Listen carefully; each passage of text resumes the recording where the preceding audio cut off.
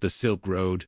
Everyone's heard of it, but no one really knows where it started. Most people think it was this grand, glorious thing from the get-go, this huge trade network that connected east to west thousands of years ago. But no, it wasn't. It was actually just a couple of guys walking through the desert with some fabric. It was during the Han Dynasty in ancient China, a time when the empire was expanding and the economy was growing. They needed more stuff, and they needed bigger ships to get it. The thing is, though, they didn't have enough resources to build these ships and hire the sailors to go and get them, so they did something else. They went to the merchants and said, "Hey, we want you to take our silk to the west and bring back whatever you can get for it."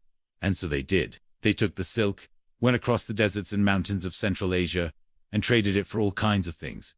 Jade and spices and gold and silver and ivory and apes and peacocks. They brought it back to China, and everyone was happy. Now, this wasn't the first time that China had traded with the West. There was a big trade fair in a city called Chang'an where merchants from all over Asia gathered to sell their wares. But this was different. This was a long-term solution to a growing problem. As the Han Dynasty expanded, they needed more stuff.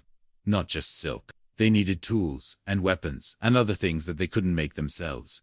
And so the Silk Road grew. It became a network of merchants and traders who traveled back and forth between China and the West, bringing with them the goods that each region needed or wanted. It wasn't always easy, though. There were times when the roads were dangerous, and the goods were expensive, and sometimes the merchants got robbed.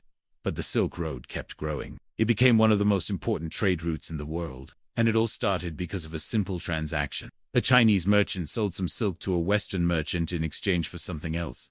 Maybe a knife or a piece of jewelry or a bag of spices. We don't know exactly what it was, but we do know that it was the beginning of something big. So next time you hear about the Silk Road, remember that it wasn't always this grand, glorious thing. It started small, very small, with a few merchants and some silk.